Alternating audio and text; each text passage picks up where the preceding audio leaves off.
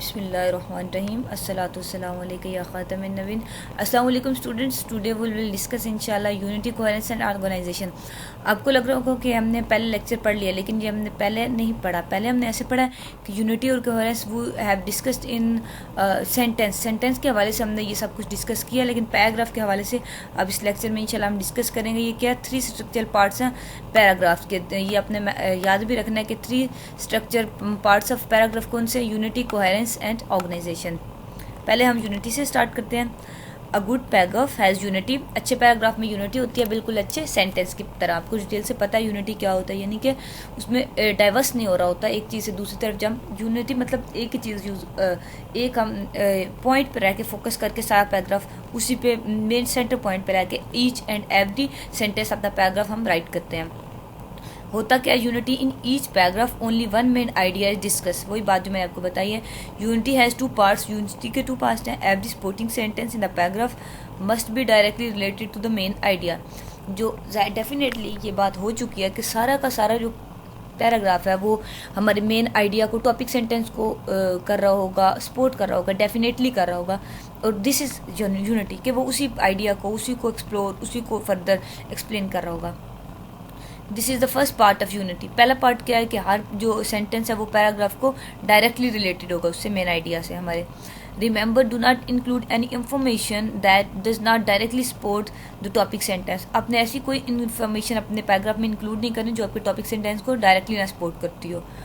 If your paragraph is about the advantages of foreign travel, यानी कि बैरून सफ़र के फ़ायदे के बारे में अगर आपका पैराग्राफ है, डिस्कस ओनली दैट, सिर्फ उसके बैरून सफ़र के फ़ायदे डिस्कस कर रहे हैं। Do not discuss travelling locally.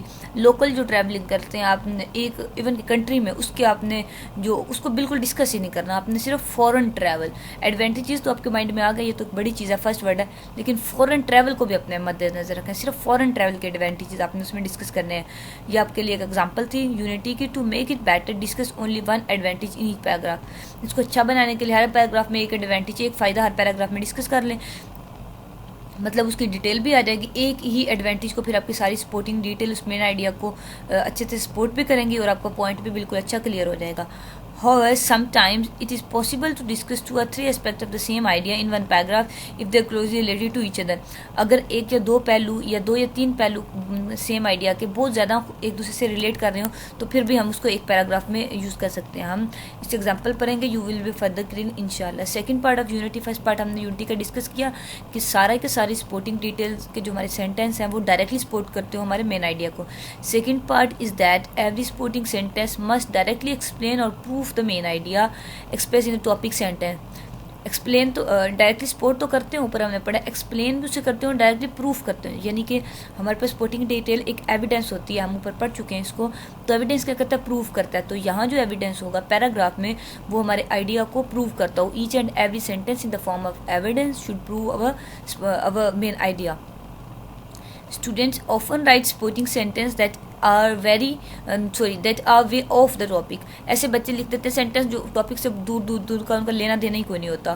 For example, if you are writing about the high cost of college fees, college fee की हाई पे आप ज़्यादा होने पे आप लिख रहे हैं। You should mention inflation as an one factor. आपको इन्फ्लेशन का मतलब होता है बढ़ने का, उसके ज़्यादा होने का एक फैक्टर लिखना चाहिए, आपको मैंशन करना चाहिए। But if you go on to write 3 or 4 sentence on inflation and the difficulty of educating 3 or 4 children of a family, then you are wide of the topic.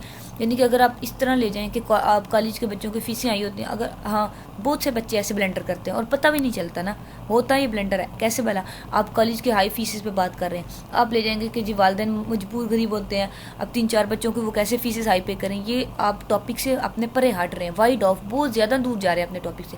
आपको सिर्फ कॉलेज में रहना है, कॉलेज फ़ी के बारे में बात करनी है, आपको पेरेंट्स के इशू को तो डिस्कस ही करने करना है कि वो कैसे कर सकते हैं कैसे नहीं, अपने पॉइंट पर रहना है। और ये बहुत एक टेक्निकल काम है और मुश्किल भी काम है। आपने इसको पे फोकस करना है और प्रैक्टिस करनी है, तो यू विल लर्न इंशाल्लाह। And your paragraph will lack unity. Definitely जब आप उधर उधर एजुकेटिंग की और फैमिली की बातें करने लगे हैं तो पैराग्राफ शुड लैक यूनिटी, उसकी यूनिटी खत्म हो जाएगा। The unity of paragraph is determined by the terms of the topic sentence. Topic sentence आपके पैराग्राफ की यूनिटी डिटरमिन करता है। कैसे? आप ईच एंड एवरी सेंटेंस लिखें, देखें अपना पैराग्राफ लिखने के बाद हर एक सेंटेंस को पढ़ के आप टॉपिक सेंटेंस के साथ मिलाएं। क्या ये इसको सपोर्ट कर रहा है, ये इसकी बात का एविडेंस है, ये इसको एक्सप्लेन कर रहा है, इसी का प्रूफ दे रहा है, इसी को डायरेक्टली सपोर्ट कर रहा है। ये आपको 2-4 बार आप ऐसा करेंगे ना, डिटरमिन आपको एक एक को जज करेंगे। टाइम टेकिंग तो है डेफिनेटली, लेकिन आप इंशाल्लाह प्रैक्टिस से अच्छी होगी और फिर आप बेस्ट परफॉर्म कर सकेंगे। Your sentence must be related to the key terms of the topic sentence. वही बात की टॉपिक सेंटेंस की जो की टर्म है, अब ये तो नहीं ना कि टॉपिक सेंटेंस जैसा आपका सेंटेंस होगा वो तो कॉपी तो करना ही नहीं, उसके की टर्म्स, उसके आइडिया को आपने सपोर्ट करना है। समझ रहे हैं ना, आप बात को फॉलो करने की कोशिश करें। Otherwise it must be left out, otherwise वो फिर ख़त्म हो जाएगा डेफिनेटली। अगर की टर्म्स को, उसके मेन पर्पज़ को, सोल पर्पज़ को, उसके मेन आइडिया को, सेंट्रल पॉइंट को अगर वो सपोर्ट नहीं कर रहा। Look at the following paragraph which sentence does not contribute to a unified effect.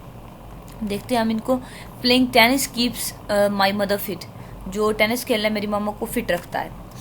Running, ये हमारा क्या हो गया, एक किस्म का टॉपिक सेंटेंस हो गया। हम देखते हैं कौन कौन से इसको सपोर्ट कर रहे हैं और कौन से सेंटेंस नहीं कर रहे। Running around the courts keeps her muscle toned up and gives them the flexibility of teenager. कि रनिंग कोर्ट जो होता है टेनिस का, उसके आगे पीछे जो भागना है उनके मसल को टून कर देता है, यानी कि एक चेयर अप कर देता है और उनको फ्लेक्सिबिलिटी देता है टीनेजर जैसे, जिसके मसल की जितनी फ्लेक्सिबिलिटी होती है उतनी। ये तो इसको सपोर्ट कर रहा है, ठीक है, समझ आ रही है। Wish to have the cup she won for finishing first at the 1 mile race in her college annual sports. कि हमारे पास अभी भी वो कप पड़ा है जो मेरी मामा ने वोन किया था, यानी कि जीता था अपने कॉलेज की 1 mile रेस में, उसको ख़त्म करने के लिए फर्स्ट वो आई थी एनुअल स्पोर्ट्स में अपने। अब हम कर रहे हैं टेनिस की बात कि वो माम को फिट रखता है। ये तो फिट रखने की समझ आ रही है पहले सेंटेंस में, सेकंड में तो नहीं ना आ रही। ये अनरिलेटेड है, ये यूनिटी को ख़त्म कर देता है। अगर हम इसको सेंटेंस को यूज़ करेंगे इस टॉपिक सेंटेंस के पैराग्राफ में तो ये यूनिफाइड नहीं है, ठीक है। पहला तो आपको फॉलो कर रहे हैं मेरी बात को, पहला यूनिफाइड है यूनिटी, इसको क्योंकि डायरेक्टली सपोर्ट कर रहा है, ये डायरेक्टली सपोर्ट नहीं कर रहा है। And we should write a sentence which directly support our topic sentence. Third देखें, serving specially gives a sense of balance. Serving specially serving. अच्छा, ये आपने अगर टेनिस खेलते हैं, टेनिस के प्लेयर हैं तो आप सर्विस देते हैं, वो बॉल पकड़ के ऊपर की जो बास्केट होती है ना, उसमें मतलब वो इसको कह लें आप, बास्केट या होती है या कोर्ट जो होता है, कोर्ट में खड़े होकर बॉल उसके अंदर डालना होता है, उसको कहते हैं सर्विंग। कि सर्विस मैंने देनी है या आपने देनी है सर्विस। अच्छा, सर्विस जो होती है आपको वैसे मतलब ज़ाहिरी तौर पे ऐसे लग रहा है कि सेंटेंस सपोर्ट नहीं करा, लेकिन आपको सर्विस का पता ना चाहिए ना कि सर्विस क्या होती है, फिर आपको पता चलेगा। आप बॉल को कोर्ट में डालना है किस्म का, जो फर्स्ट टाइम डालते हैं उसको कहते हैं सर्विस। अब जो वो कहते हैं सर्विंग स्पेशली, वो सर्व करना जो है वो उनको सेंस ऑफ बैलेंस देता है, एक बैलेंस का उनको कॉन्सेप्ट आता है। ज़ाहिर है वो बॉल उस कोर्ट में जाना है तो उनको बैलेंस का पता होता है, ये भी इसको डायरेक्टली सपोर्ट कर रहा है, ठीक है। Even at the age of 52 my mother continue to play tennis and she plays it well. हालांकि 52 साल की उम्र में भी मेरी मामा जो है वो टेनिस खेलती हैं और वो उसको अच्छे से खेल सकती हैं, ये भी इसको डेफिनेटली सपोर्ट कर रहे हैं। सिर्फ सेकंड सेंटेंस है इन माय ओपिनियन जिसको सपोर्ट नहीं कर रहा, बाकी आप देख रहे हैं डायरेक्टली सपोर्ट कर रहे हैं। Following paragraph notice how all the details are unified there about the same subject topic. अब वो तो कह रहा है कि ये सारी की सारी जो है यूनिफाइड है सेंटेंस, आपका जो इंस्ट्रक्टर है, लेकिन बच्चे मुझे जो ये सेकंड जो है ना ये मुझे नहीं लग रहा ठीक। अब खुद भी देखें ना, हमने कहा डायरेक्टली ये सपोर्ट तो कर रहा है कि 1 mile रेस में, लेकिन जो टेनिस का 1 mile रेस के साथ ताल्लुक नहीं है, और हम कह रहे हैं कि टेनिस जो मामा को फिट रखता है इसके साथ उनकी कॉलेज लाइफ का, कॉलेज स्पोर्ट का कोई ताल्लुक नहीं है। मुझे इससे जो इख्तलाफ है, आपको जैसे ठीक लगे फिर आप वैसे कर सकते हैं। मैंने आपको बात सारी समझा दी, अब it is on your part, ठीक है। कि ये मुझे नहीं लग रहा यूनिफाइड, क्योंकि we have to write directly sporting detail, but this is not directly sporting. तीनों मेरे ख्याल से डायरेक्टली स्पोर्टिंग है और ये नहीं है, बाकी आपको जैसे बेहतर लगे। नेक्स्ट देते हैं, Hamid was a big. Hamid बड़ा था, bouncy gormless man who slapped you on the back whenever he met you, जिसने आपको बैक पर स्लैप किया यानी कि थप्पड़ मारा जब आप उसे मिली। ही लव टू क्रैक जोक्स, वो जोकिंग करना पसंद करता है। एंड क्रैक जोक्स का मतलब ये एक ना इडियम है कि जोक करने के लिए, मजाक वगैरह करने के लिए यूज़ होता है कि क्रैक जोक्स, ठीक है। And would poke you on in the ribs to make sure you got the point of his jokes, और आपको क्या कहता है, मेक पोक यू इन द रिब्स, जैसे किसी को गुदगुदी नहीं करते रिब्स पे, उसको पोक करके मतलब गुदगुदी करने के साइज में, वो करता है आपको कि वो मेक श्योर यानी कि उसको यकीन हो जाए कि आपने उसके जोक का, उसके लतीफ़े का जो मेन पॉइंट है वो आपने हासिल कर लिया, आपको समझ आ गया उसके लतीफ़े की। He had a passion for food and a passion for ideas, उसका पैशन है यानी कि जुनून है उसका किसके, फूड के लिए और आइडियाज़ के लिए। नाउ टेक द कॉन्स्टिट्यूशन, आप आइन को देखते हैं। फॉर इंस्टेंस, फॉर एग्जांपल, यानी कि मिसाल के तौर पर, I can not believe that we have made a mess of it, मुझे नहीं यकीन कि हमने इसके साथ एक बड़ा ब्लंडर किया, यानी कि इसके साथ अच्छा नहीं किया, पंगा लिया है कॉन्स्टिट्यूशन अपने आइन के साथ। अब देखा कैसे पॉइंट से दूर हट गया, बात वो किस चीज़ की कर रहा था, क्लैप्स और ये जो क्रैकिंग जोक्स, और वो किधर आ गया है। हर सेंटेंस को नोटिस करें, बिल्कुल बहुत दूर हट रहे हैं आपके ये ना मेन आइडिया से सेंटेंस। देखें, this is only one way to come out of this practical mess, सिर्फ एक तरीका है इस जो प्रैक्टिकल मैस हमने कॉन्स्टिट्यूशन के साथ जो हमने पढ़ा, पंगा लिया बहुत, हमने उसके साथ ब्लेंडर किया, उसका प्रैक्टिकल तरीका क्या है उससे कम आउट आने का, यानी कि बाहर आने का। वी वुड कंटिन्यू, जिसको हमने जारी रखना है, examining one idea after another, कि एक आइडिया को दूसरे आइडिया के बाद एग्जामिन करें।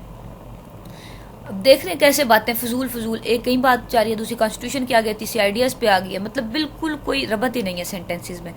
ही स्ट्रॉन्ग प्रोट्रूडिंग टीथ, उसके जो चमकने वाले और स्ट्रॉन्ग मजबूत दांत हैं, वुड जिस ग्लिस्टन का मतलब वही होता है, यानी कि ग्लैंस देते हैं, चमकते हैं। From far away as he sat in the middlest of his friend, दूर से समझते हैं जब वो अपने दोस्तों के दरमियान बैठा है, ईटिंग एंड डिस्कसिंग, सॉरी, खाते हुए और डिस्कस करते हुए। देखा पैराग्राफ कितना फजूल है, पहली लाइन किधर मशरिक को जा रही है, दूसरी मगरिब को जा रही है, बदले मगरिब से भी कहीं साइड पे जा रही है, तीसरी कैसे और कहते हैं। इसको ऐसे ब्लेंडर नहीं आपने करना है, आपने लिखना है हमारा, अगर हमारा फॉर एग्जाम्पल आप ले लीजिए टॉपिक सेंटेंस है, तो हमारा हर सेंटेंस टॉपिक सेंटेंस को डायरेक्टली सपोर्ट करे, डायरेक्टली की बात याद रखनी है, वरना घूम घुमा के तो किसी भी चीज़ को आप रिलेट कर देते हैं एक चीज़ से, डायरेक्टली सपोर्ट करना चाहिए। नेक्स्ट देखिए, how do we determine that this is unified paragraph, आपको तो पता चल गया कि यूनिफाइड नहीं है, तो ब्लंडर को है पैराग्राफ में। वेल, अच्छा, हम कैसे डिटरमाइन करेंगे कि पैराग्राफ यूनिफाइड है या नहीं।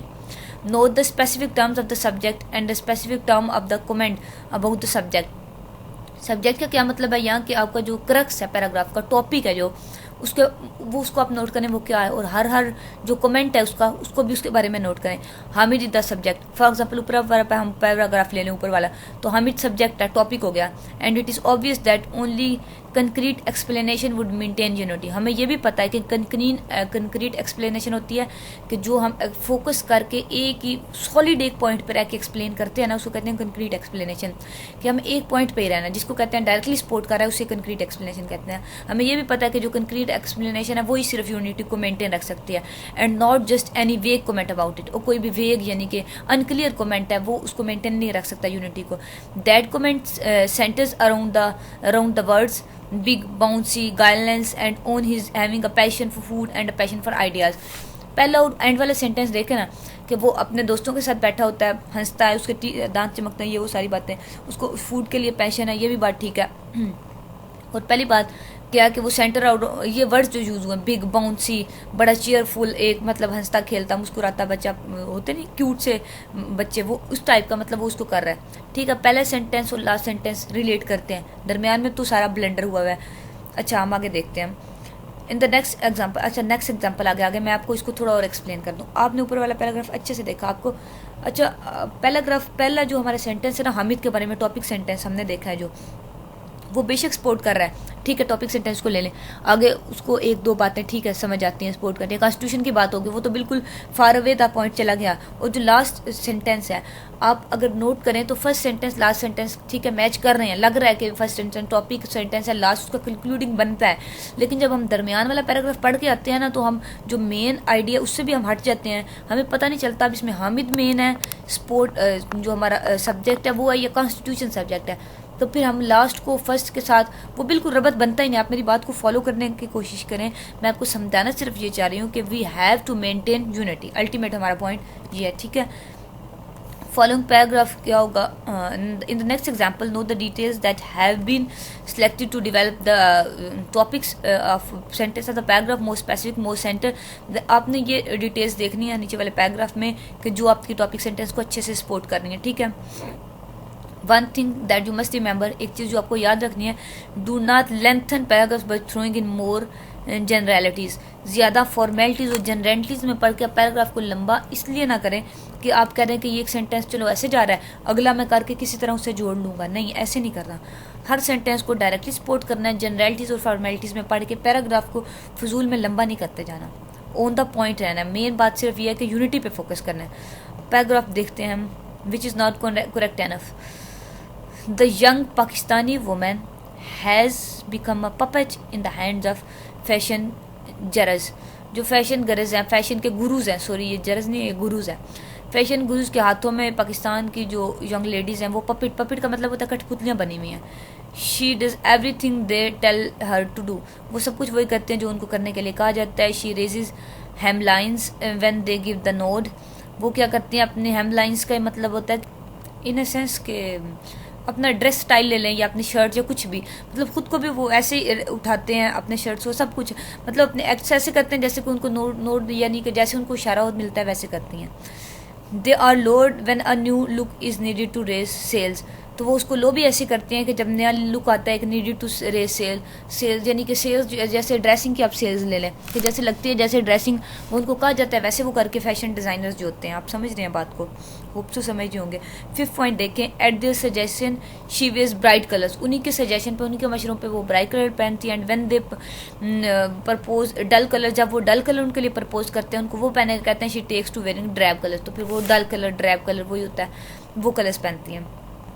It is sentence number 2 which merely repeat that what the topic sentence says. क्या sentence number 2, she does not everything they tell her to do. वो हर काम वही करते हैं जो उन्हें करने के लिए कहा जाता है। वो ये कह रहा है कि सिर्फ जो सेकंड सेंटेंस है वो हमारे टॉपिक सेंटेंस वो रिपीट कर रहा है कि टॉपिक सेंटेंस क्या कहता है। आगे देखते हैं, you should not merely repeat the same statement in different but equally general words. आपको क्या करना है, सेम सेंटेंस रिपीट नहीं करनी। अब आप देखें, बेशक पहला और दूसरा सेंटेंस सेम रिपीट नहीं हो रहा, लेकिन इस पर ब्लेंडर कैसे है कि पहला सेंटेंस है कि पाकिस्तानी वुमेन जो हैं फैशन डिज़ाइन गुरुज हैं जो या फैशन डिज़ाइनर, उनके हाथ में कठपुतलियाँ बने हुए हैं। अब कठपुतलियाँ बने होने का क्या मतलब है कि हाथ में कठपुतली तो वही होती है ना, जैसे उसको इशारा करो जैसे करो वैसे करती है। तो दूसरा सेंटेंस क्या कह रहा है, वो वही करते हैं जो उन्हें करने के लिए कहा जाता है। एक बात ही मतलब कठपुतली बनने का भी यही मतलब है। ये चीज़ हम किस लिए कर रहे हैं, फजूल में सेंटेंस को लंबा करने के लिए हम लिख रहे हैं ना। जब हमें कुछ नहीं आना आता, एक बात कोई दोबारा कभी सर से कभी पाँव से कभी कहीं से पकड़ के उसी को करते हैं। अब इस बात का ये तो सारी ठीक है, सारी चीज़ें इसको हमारे सपोर्ट कर रही हैं, लेकिन ये सेंटेंस उसी चीज़ को रिपीट कर रहा है, फजूल में सेंटेंस को पैराग्राफ को लंबा कर रहा है, जनरल कर रहा है, इसलिए ये लिखने की ज़रूरत ही नहीं है। हम और पढ़ लेते हैं आगे। In the example you have seen so far all of the details, वही सारी बात जो मैंने आपको बता दी है कि बाकी सारी डिटेल्स तो ठीक है सपोर्ट कर रही हैं, लेकिन ये जनरलिटी है, फॉर्मेलिटी है, इसलिए हम इसको निकाल देंगे। This does not happen all the time, ये हर बार नहीं होता। द डिटेल्स ऑफ पैराग्राफ में have other logical relationship to. बाजू का ऐसा होता है पैराग्राफ डिटेल्ड होने का ये मतलब नहीं है कि हर बार उसमें ब्लेंडर ही है, बाजू का उसमें लॉजिकल भी डिटेल्स भी होते हैं और आप भी लिखते हैं जब आप पढ़ के जाते हैं पेपर में। They may be subdivision and further subdivision of the subdivision. तो ऐसा होना चाहिए कि हमें वो एक ही पैराग्राफ में उन सबको ब्लेंडर नहीं करना चाहिए। हमें क्या करना चाहिए, अगर हमारे पास फर्दर लॉजिकल डिटेल्स हैं, काम की बातें हैं, तो हम क्या करेंगे, एक पैराग्राफ में एक या दो काम की बातें कर लेंगे, फिर हम उसके डिवीजन बनाएंगे। मतलब जैसे हम ऐसे नहीं लिखते, ऐसे का टॉपिक तो एक होता है लेकिन पैराग्राफ आपको पता है ढेर सारे होते हैं। क्यों बोला, एक आउटलाइन का एक पैराग्राफ, दूसरी का दूसरा, डिवीजन सब डिवीजन्स बनती है ना। ऐसे ही हमें जब हमारा टॉपिक लॉजिकल हो तो हमें ऐसे कर लेना चाहिए, बजाय इसके कि हम एक ही पैराग्राफ को बहुत ज़्यादा लंबा लिखें या उसमें जनरल बातें करके पैराग्राफ को जानबूझ के लंबा करें। For example, if you ask to write on the characteristic of a good citizen, Pakistani citizen, अगर आपको कहा जाए कि पाकिस्तान के अच्छे शहरी की जो खसूसियात आप लिखें, you may break down the characteristic into 3 subdivision, awareness, knowledge and action. वैसी बात है कि अगर आप कुछ टॉपिक पे दिया जाए पैराग्राफ या ऐसे वटेवर, तो आप क्या करेंगे, उसको सब डिवीजन 3 कर लेंगे, एक आगाही के बारे में, एक उसके इल्म के बारे में, एक उसके एक्शन के बारे में। मतलब एक में आप अच्छे सिटीजन के आगाही के वो सब चीज़ों से आगाह होता है, अपने मुल्क के कवानीन और वट एवर जो भी आप लिखेंगे। दूसरा आप उसके नॉलेज के बारे में वो वास्ट होता है जो भी, और एक्शंस के बारे में लिखेंगे। फॉलो करें ना पॉइंट को कि आप अलग-अलग करके आप अच्छे तरीके से। अच्छा, इसकी मैं आपको वैसे एग्जांपल दूं कि आप देखें ना रूम में जितनी अच्छी चीज़ें पड़ी हों लेकिन वो मिक्स हों तो वो ब्लेंडर लगता है। जब वो अलग-अलग करके अच्छे तरीके से रखते हैं तो वो रूम अच्छा रूम लगता है आपका। ऐसे ही अपने सेंटेंस के साथ भी, बल्कि अपने राइटिंग के साथ भी, पैराग्राफ हो, ऐसे हो, वट एवर, आपने पॉइंट पे फोकस करना है, एक ही चीज़ आपने मिक्स अप और ब्लेंडर और बिल्कुल भी नहीं मिंगल्ड इन नहीं करना, ठीक है। You may provide concrete details for all और सम ऑफ द सब डिवीजन, वही बात, कंक्रीट डिटेल्स देनी है, सॉलिड आर्गूमेंट देनी है, काम की बात करनी है। सब डिवीजन्स में भी it need not to be in same quantity or quantity of for each, ये भी नहीं होना चाहिए कि सारे का सारा जो पैराग्राफ है एक जितने हो या सब में सेम क्वांटिटी की बात हो, ज़ाहिर है वो डिफरेंट होंगे तो डिफरेंट क्वांटिटी क्वालिटी मैटर कर सकती है। अब देखेंगे characteristic of a good citizen of Pakistan, awareness में आप क्या लिखेंगे, what is happening in the world around him at the local national and international level, वो किस चीज़ से अवेयर होता है, किस चीज़ से आगाह होता है कि उसके आगे पीछे दुनिया में लोकल लेवल पे, नेशनल लेवल पे, इंटरनेशनल सारे लेवल्स पे क्या हो रहा है। उस अच्छा शहरी होता है, उसको इस सब चीज़ों की अवेयरनेस होती है, आगाही होती है। इसको आप एक्सप्लेन कर करके अपना एक पैराग्राफ बना देंगे, ठीक है। इन्हीं बातों को इन्हीं पॉइंट्स पे रहते हुए, और इसको डाइवर्स नहीं करना, यूनिटी को फोकस करना है। Knowledge of basic human rights, constitutional rights, ठीक है।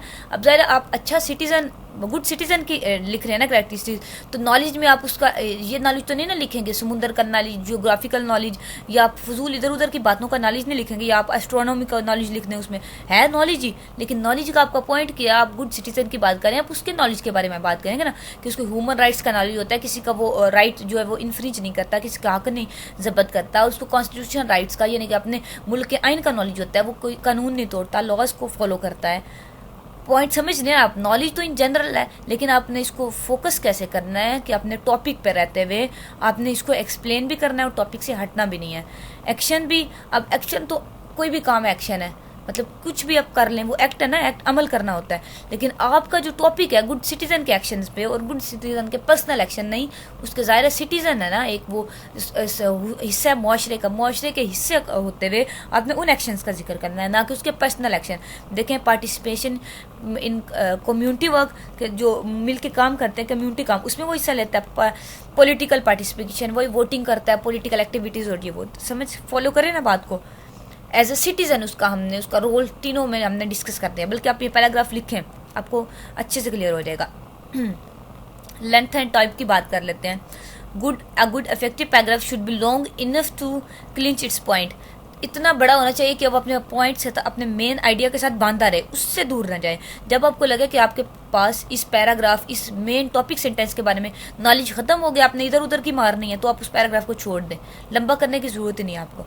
How that can come about will depend on the topic and the audience who is read depends on the, हाँ ये भी बात है कि आप आइडियंस कैसे आप चूज़ कर रहे हैं, कि वो आपका, अगर आपके पास ऐसा होता है बाजूका, तो आपके पास एक चीज़ के बारे में बहुत ज़्यादा नॉलेज है, लेकिन आप एग्जाम की मिसाल ले लें, आपका क्वेश्चन 2 नंबर का है, अब उसने आपने लिखना 2 नंबर का, मटेरियल 2 नंबर का आपने डालना है, तो आप जो बहुत ज़्यादा मेन पॉइंट है फोकस करके, बिल्कुल फोकस टू द पॉइंट रहता है वो क्वेश्चन पे, आप उसका आंसर दे देंगे। भले आपके पास बहुत सारा नॉलेज है, लेकिन आप ज़्यादा उसको लिखेंगे ही नहीं, बिकॉज आपने ऑडियंस को भी मद्देनजर रखना लिखते हुए, और अपने टॉपिक को भी अपने उस पर भी फोकस करना है। समझ रहे हैं ना बात। For instance strong argument position might require, वही बात कि आपका जो स्ट्रॉन्ग आर्गूमेंट है, आपका एविडेंस जो है, आपका आर्गूमेंट, आपका दलील अगर स्ट्रॉन्ग होगी ना, तो वो आपका प्रूफ भी स्ट्रॉन्ग होगा। आपका जो प्रूफ की रिक्वायरमेंट की पोजीशन है, वही बात जो मैंने आपको एग्जाम वाली मिसाल दी है, उसको लेके आप इसको समझें। You will see have to see if the terms of the topic have been discuss. अब देख लेते हैं नीचे क्या हो रहा है। प्रैक्टिस नंबर 1 है, here is a topic sentence, look at its key terms. Key terms आपने देखनी है, key terms you know main idea जो उसका क्रक्स है टॉपिक सेंटेंस का। Then decide which detail would not be related to the key term, फिर आपने बताना है कौन सी डिटेल जो की टर्म से रिलेट नहीं करी। टॉपिक सेंटेंस देखते हैं। फोक सॉन्ग्स, यानी कि ये लोग जो गाने होते हैं, जिसको हम पता नहीं क्या कहते हैं उर्दू या पंजाबी में, जिसको लोक दास्ताने तो नहीं, लोक गाने, मतलब जो गाने होते हैं शेर, और वो जो लोकल लेवल पे गाए जाते हैं। Well, folk songs are popular because of their great realism, अपने जो बड़े रियलिज्म का मतलब है, लोग उसको अच्छे से पहचानते हैं, मतलब उसमें ऐसी, जैसे अब के सॉन्ग्स में जो फजूल सॉन्ग है, वल्गैरिटी ज़्यादा है ना, लेकिन फोक सॉन्ग में ऐसे नहीं होता, एक प्रॉपर वे में जाने जाते हैं, इसलिए लोग उनको रियलाइज़ करते हैं, रियलिज्म के बारे में अच्छा समझते हैं, मतलब आप इस तरह कह लें दूसरों के निस्बत। अच्छा, उनके लिए ये जो है फोक सॉन्ग्स हैं पॉपुलर है रियलिज्म के लिए, ठीक है। की टर्म क्या है? पॉपुलर ग्रेटर रियलिज्म, पॉपुलर है उनका मशहूर होना बता रहा है फोक सॉन्ग्स, और उनका रियलिज्म बता रहा है। रियलिज्म होता है मतलब जैसे मैंने आपको बताया ना कि वो बहुत जैसे कहते हैं ना किसी को हाथों हाथ देना, मतलब वो एक्सेप्ट इतने मकबूल जिसे कहते हैं उर्दू में, हाँ मकबूल है, पॉपुलर मशहूर है और बहुत ज़्यादा मकबूल है। ये हमारी की टर्म्स हो गई। डिटेल्स देखें। अ स्पॉन्टेनियस पार्टिसिपेशन, स्पॉन्टेनियस का मतलब होता है बहुत ज़्यादा पार्टिसिपेशन, ठीक है। बी देखें ऑनेस्टी अबाउट लव, लव के बारे में जो है ऑनेस्टी दयानतदारी वो बताई दी गई है। Powerful down to the earth emotion, ताकतवर अर्थ इमोशंस की तरफ नीचे। इन्वॉल्व विद इकोलॉजी, इकोलॉजी से रिलेटेड। अब आपने ये बताना है कि इन सारे में से कौन सी है जो मैच नहीं कर रही की टर्म को। डी वाली तो बिल्कुल भी नहीं कर रही, इकोलॉजी का तो जिक्र ही नहीं है, ना अर्थ का ना पावरफुल का, ना बिल्कुल इसका भी जिक्र नहीं है। ऑनेस्टी अबाउट लव, इसको हम सम हाउ कर सकते हैं क्योंकि रियलिज्म है ना, ग्रेट रियलिज्म, क्योंकि वो उनको रियलाइज़ किया इसलिए जाता है कि वो एक मोहब्बत की ऑनेस्टी, उसकी हकीकत के बारे में हमें बता रहे होते हैं। ये हम कह सकते हैं कि हमें सपोर्ट कर रही है हमारी, इसको रिलेटेड है हमारे कीवर्ड टर्म से, ठीक है। और जो स्पॉन्टेनियस पार्टिसिपेशन, इसका ये मतलब होता है बहुत ज़्यादा पार्टिसिपेट करना। ये भी स्पॉन्टेनियस पार्टिसिपेशन किस लिए, क्योंकि वो पॉपुलर है, मशहूर है, इसीलिए लोग उनमें पार्टिसिपेट ज़्यादा करते हैं ना। पहले दो जो है हमारे की टर्म को कर रहे हैं, यूनिफाइड है एक फॉर्म में, और दूसरे दो तो बिल्कुल ही नहीं है, ठीक है, समझ लेना बात को। सेकंड देखें, which detail would not be unified with regard to the key terms of the following topic, इसमें भी हमने वही करना है जो प्रैक्टिस 1 में किया। देखें टॉपिक सेंटेंस है इन्फ्लेशन, इन्फ्लेशन का मतलब होता है बढ़ाओ, बढ़ना, ऊपर उठना, ग्रो करना किस चीज़ का। Has affected a varied cross section of the public, inflation ने क्या किया, पब्लिक को अफेक्ट किया, उनके क्रॉस सेक्शन को। इन्फ्लेशन में बढ़ोतरी ने, जैसे इजाफा जो होता है, एक महंगाई इसको उर्दू में हाँ कहते हैं हम, महंगाई ने लोगों को अफेक्ट किया, यानी कि उन पर असरअंदाज हुआ। Cross section, varied cross section, यानी कि जो बढ़ती है, क्या इसको कहते हैं, महंगाई बढ़ती है, वो लोगों को एक cross section, varied cross section public कहते हैं। लेकिन मतलब इसका आप इसको ऐसे मीनिंग ले लें कि बढ़ती हुई महंगाई जो है लोगों को मुतासिर करती है बड़ी लेवल पे पब्लिक को।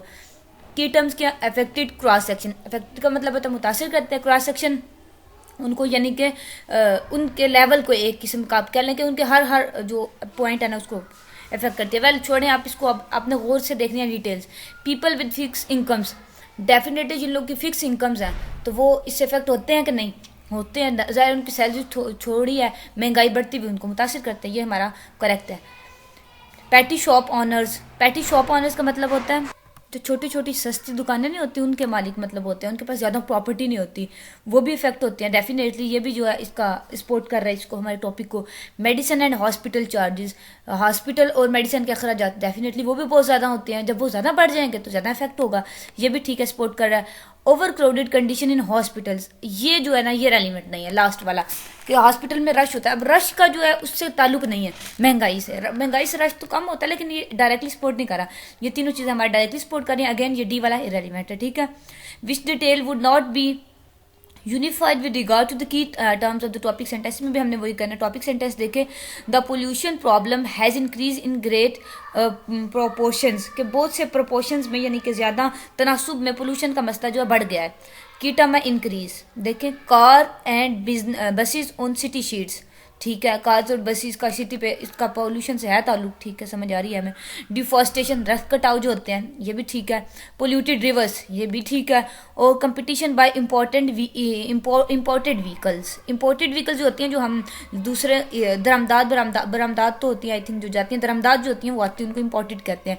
व्हीकल्स वही गाड़ियाँ, तो कंपटीशन गाड़ियों का जो होता है इंपोर्टेड की भी, उसका जो हमारे पोल्यूशन से कोई खास ताल्लुक नहीं, बल्कि डायरेक्टली सपोर्ट कर ही रहा हमारे टॉपिक सेंटेंस को। आपने देखा बच्चों ये तीनों डायरेक्टली सपोर्ट करते हैं, जो डी वाला हमारा अगेन डायरेक्टली सपोर्ट नहीं कर रहा। फोर्थ में देखते हैं विच इज़ नॉट, ये हमारा MCQs I think, which detail is not a sub division in the development of a paragraph on a historical novels.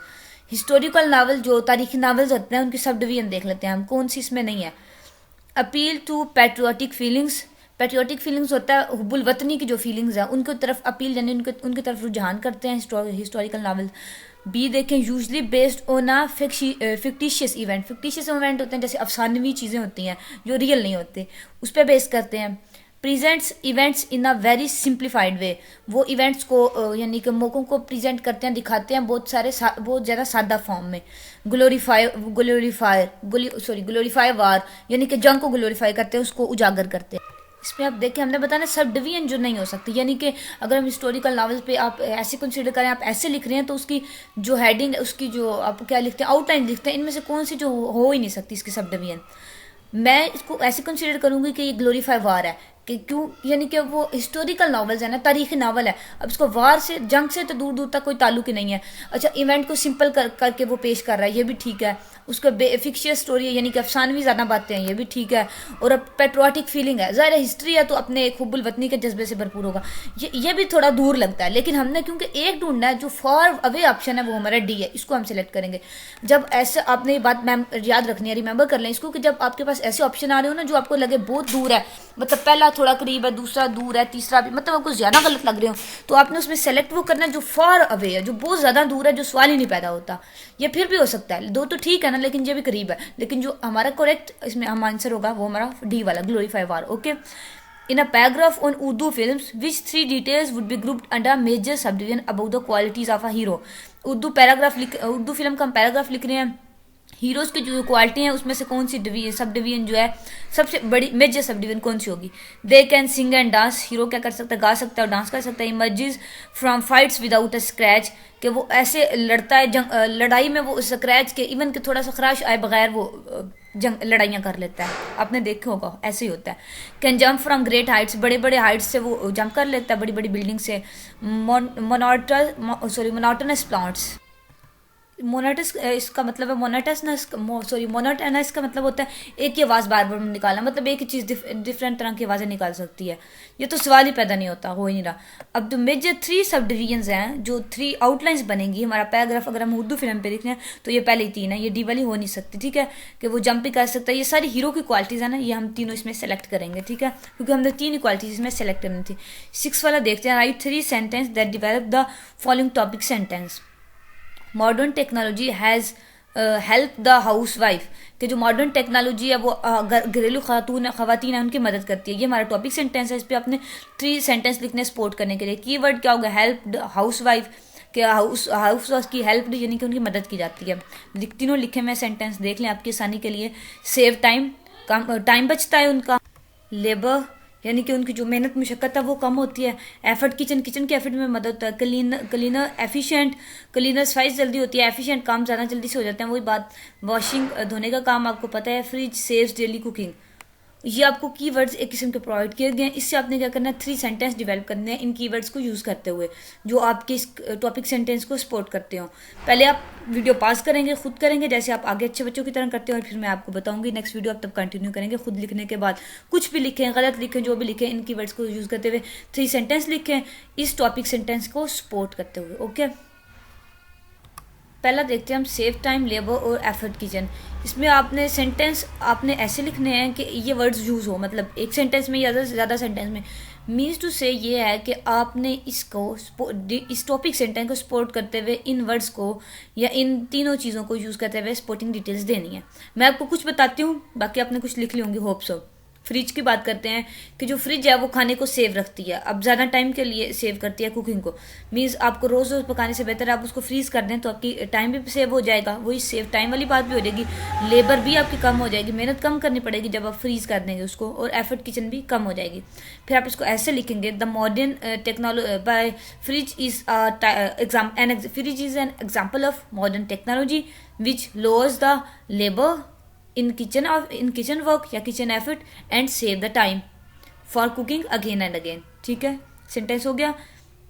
ऐसे सेव्स डेली कुकिंग, वो भी इसी में आ जाता है। क्लीनर में आप क्लीनर वर्ड या एफिशिएंट वर्ड लेके आप लिखेंगे, washing machines are use for cleaning purposes and by using washing machine we can wash our clothes in an efficient manner and make them cleaner. ठीक है, कि हाथ से धोने से बेहतर है कि जो वॉशिंग मशीन से कपड़े धोते हैं वो एफिशिएंटली धुलते हैं, मेहनत कम लगती है डेफिनेटली, और क्लीनर ज़्यादा साफ भी हो जाते हैं। ठीक है, ऐसे ही आप करके इसमें और भी आप 4, 5, 10 सेंटेंस चाहे लिख लें, लेकिन आपने अपने सपोर्टिंग जो मेन आइडिया है उसको नहीं छोड़ना, सारे उसको आपने सपोर्ट करके लिखना, या किस्म के आपको हिंट्स दी गई हैं या इसमें लिखने का गया। ठीक है स्टूडेंट, दैट्स फॉर ऑल ये क्वेश्चंस, और अगला हम इंशाल्लाह नेक्स्ट लेक्चर में करेंगे। अपना बहुत सारा ख्याल रखिएगा और ये प्रैक्टिस ज़रूर करें, मैं आपको बार बार कहती हूँ इसको आप ज़रूर करें, so that you will be perform well. अपना बहुत सारा ख्याल रखिएगा। अल्लाह हाफिज़।